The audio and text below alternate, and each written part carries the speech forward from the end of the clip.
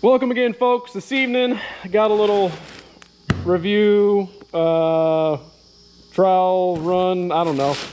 We got a plasma cutter here that we're going to unbox and test out this evening. We're going to keep this video short and sweet because I don't have a lot of time for things.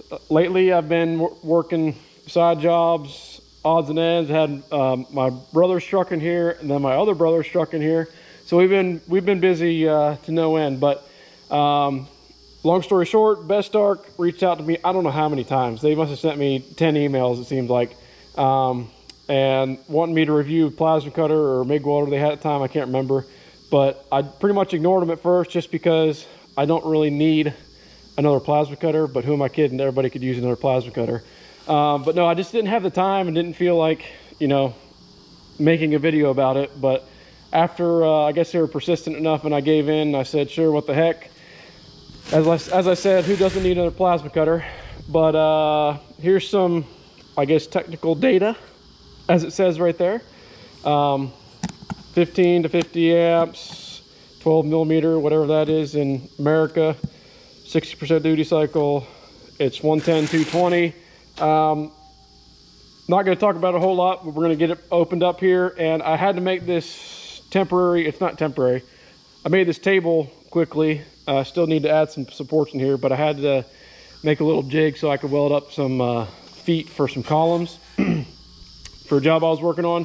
And this was just a random piece of 1/2-inch plate I had laying around, so we needed to do some cutting on it. So I figured what better thing to do than to open this up and see if we can cut this 1/2-inch plate with it. So I know there's no reason it shouldn't do it, but let's get this thing opened up and I'll show you a little bit about it, I guess, and get to cutting.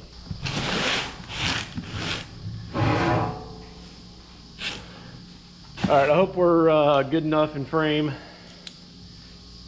here.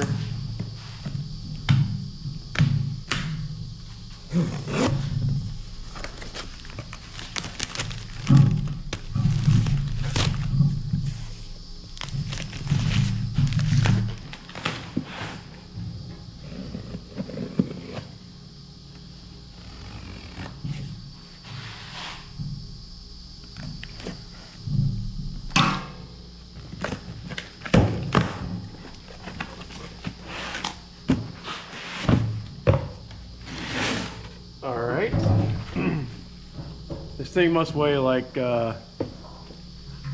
15 pounds maybe. I don't know. Is there a weight on here? It weighs barely anything. Bunch of KZ foam if you're looking to make some stuff with that.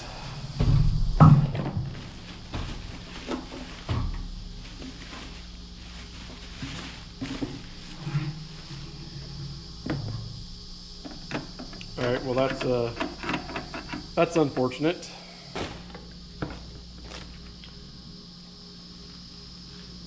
We've got an air hose. It's already got a standard chuck on the back here, so don't really need that, I don't think. Or maybe we do, maybe we don't. We'll figure it out. Got a few, I guess, consumables, Teflon tape. We've got a ground. Pretty standard stamp, cheap steel. Don't really need that, just kidding. And then we've got a torch, and that's about it. Oh, here, I guess, I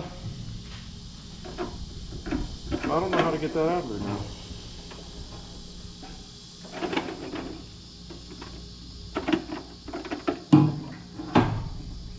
All right, I don't know what happened here. If it didn't come with it like that for shipping reasons, maybe it gets broke off, I don't know. But found the nut for it.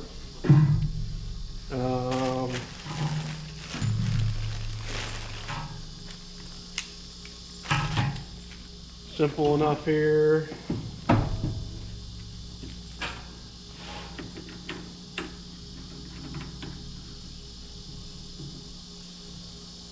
Pilot arc, okay.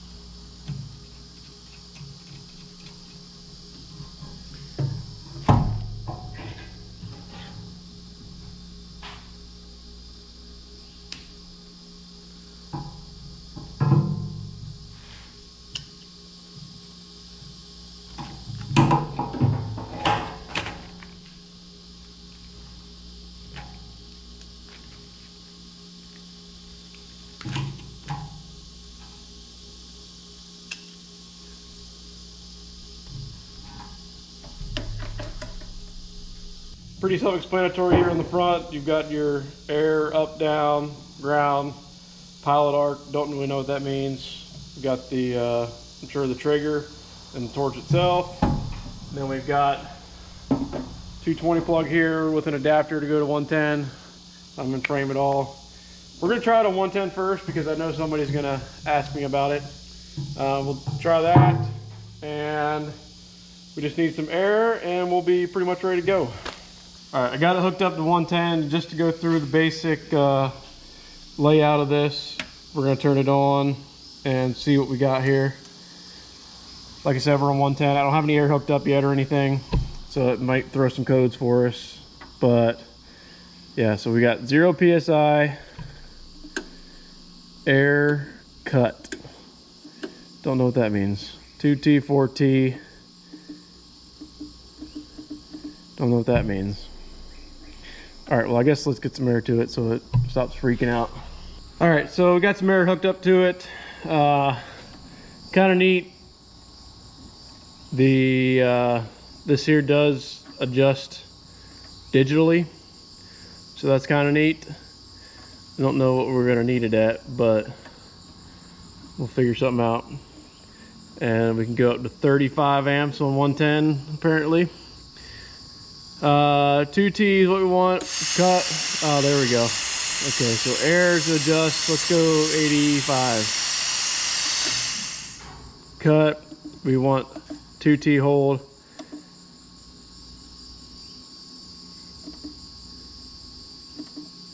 So pre something, 3 seconds. Post air, 5 seconds, maybe something like that. I don't know, but let's get some simple plate. Let's cut something. All right, we're gonna start out with some 1/8 inch. This is pretty rusted, and I'm using a motor blade for a straight edge, so that's always good. But we've got just a little safety on the trigger. Pull it up, and we've got a pilot arc.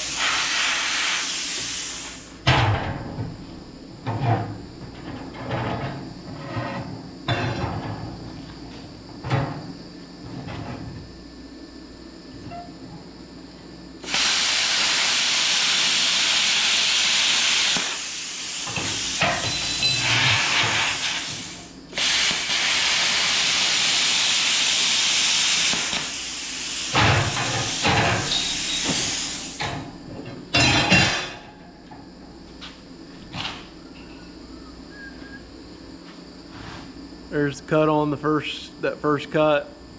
Pretty good. Dross comes off pretty easy.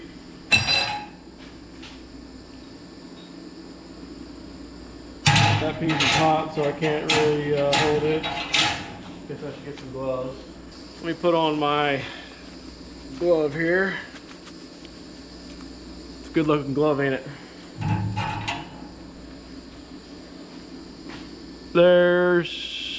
I can't tell if it's focused or not, but there's the second cut. Pretty good. That's 1/8 inch. Let me try a piece of clean 1/8 here. Or cleaner.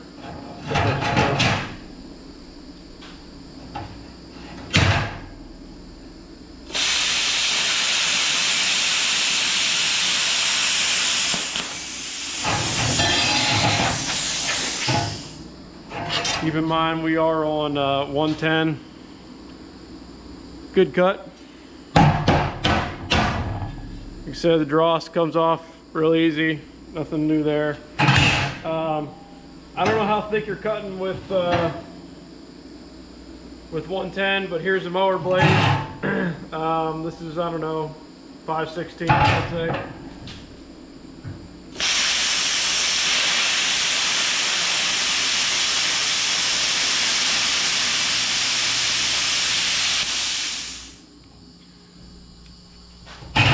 As you can see, I guess 35 amps is too much for 110. Well, I made it that far before the lights, where am I here? Made it that far before the lights cut out. Yeah, I don't know. I can't really know. I don't know what all I have on that outlet. I think it's just the lights and that, literally that one outlet. So I don't think that's over. It's on a 20 amp breaker, so I guess 35 is too much. I don't know. Let me turn it down to 30. Got it on 30. Let's see if it'll cut without tripping the lights this time. It's probably still too much.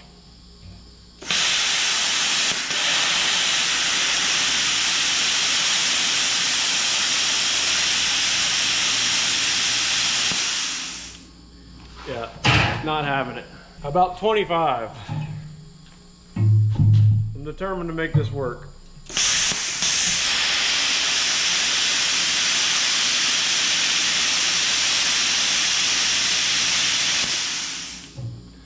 No, it's just not happy. All right, well, if you can get it to cut on 110, maybe my breaker's just not the greatest, but it does, I mean, it cut through that pretty decently.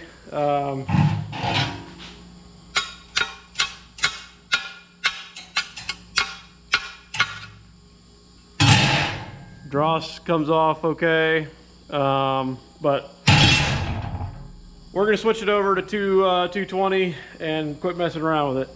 All right, now I got the machine set to max amp. It says 95 PSI on the readout. Let's try this again.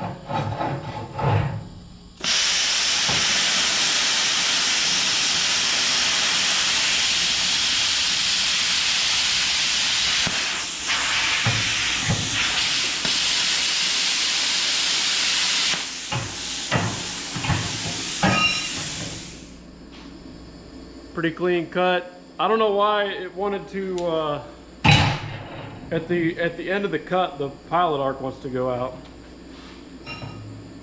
Let's do that again.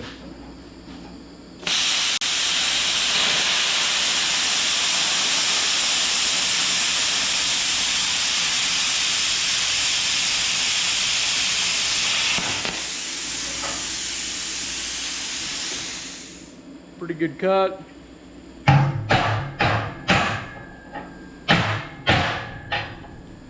sure I could get that off if I had a proper tool. Again, pretty good. I know my light's turning. Alright, let's see. Alright, we're done messing around with the small stuff. We're going right to this table. I'm just gonna go off of this, where this is at right here, and hopefully I can make a straight cut. But we're just gonna go right down there. We got a straight edge.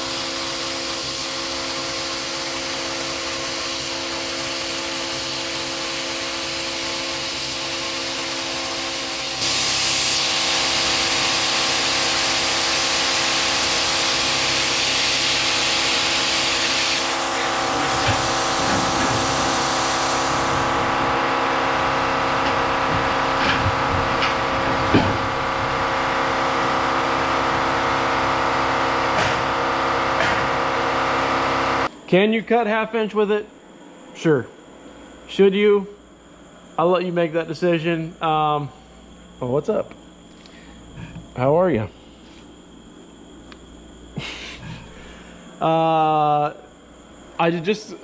I wasn't too, you know, that was kind of took forever and it just kept blowing back on me. So I looked in the thing here, and I didn't know what 12 millimeters was, but apparently it's 3/8 of an inch. So 1/2 inch is already out of the capacity apparently. So I didn't know that. So let's get some 3/8 plate and try that and see if that does any better. Like I said, it'll do 1/2 inch, but should you? I don't know. Even with my own, I have a couple hypertherms. I have a 30 and a 45. Both will cut 1/2 inch, but I don't really want to, just because the travel speed is super slow. Even with the 45, the travel speed's somewhat slow, and I can usually do a better, quicker job with a torch. So if usually when I get to about 1/2 inch and bigger, I'm gonna grab the torch before I grab my plasma cutter anyway, and that's just me personally. But if you need to, you know, sever something, this will definitely do it. But cutting a lot of plate, probably not the best thing for it. But it didn't stop. I did already, I think, burn up the little drag shield. Yeah, it just kept blowing. When it would blow back, when it would blow out, it would get stuck on the drag thing there. But anyway, let me get some 3/8 plate. But I was also going to show you where I was confused about earlier as well. Where did it go? Air, cut, we already figured that out. But PT post time after the cut, and PA pilot arc time, adjust the duration of the pilot arc. So that's what that is. Yeah, everything else should be pretty self-explanatory. But let me grab something of 3/8 and we'll cut that real quick. All right, I got some true 1/4 inch here. I'm gonna see how that does here real quick. 1/4 inch.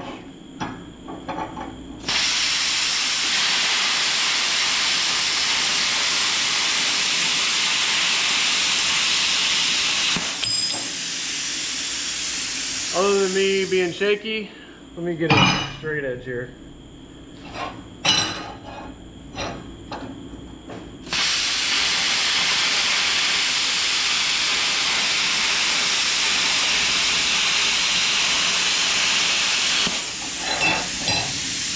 All right, that's 1/4 inch. That's a good clean cut. I like that. Now, first thing I can find, this is 3/8, right? Yeah. First thing I can find was 3/8. I got a piece of 2x2 angle 3/8. So this might be rough, but at least it's 3/8.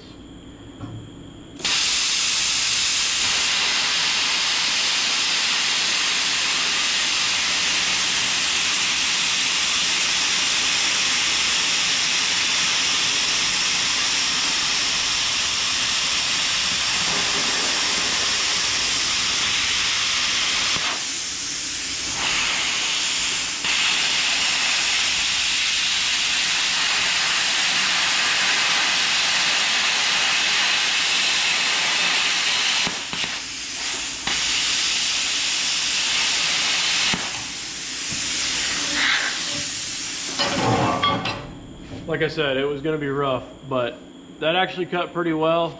I could probably get the draw out real easy. Yeah. So other than not having a straight edge and it being, you know, more or less difficult to cut. All right, going freehand. Let's see what we can do with that.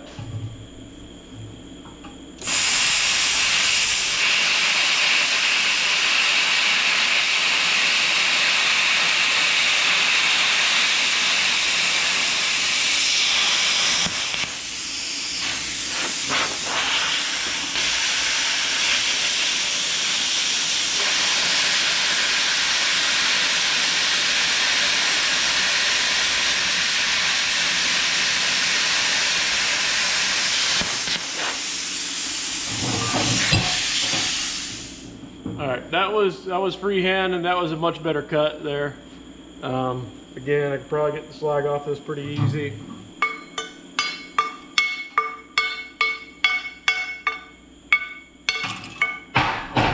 Yeah, so there's our cut. Pretty decent. I'm happy with that. So I am not going to talk your ear off with this. I think you've seen what you need to see, and you've come here to check it out. I'll be honest, I'm not sure how much this machine is, but you, I guess, can decide if it's worth it to you.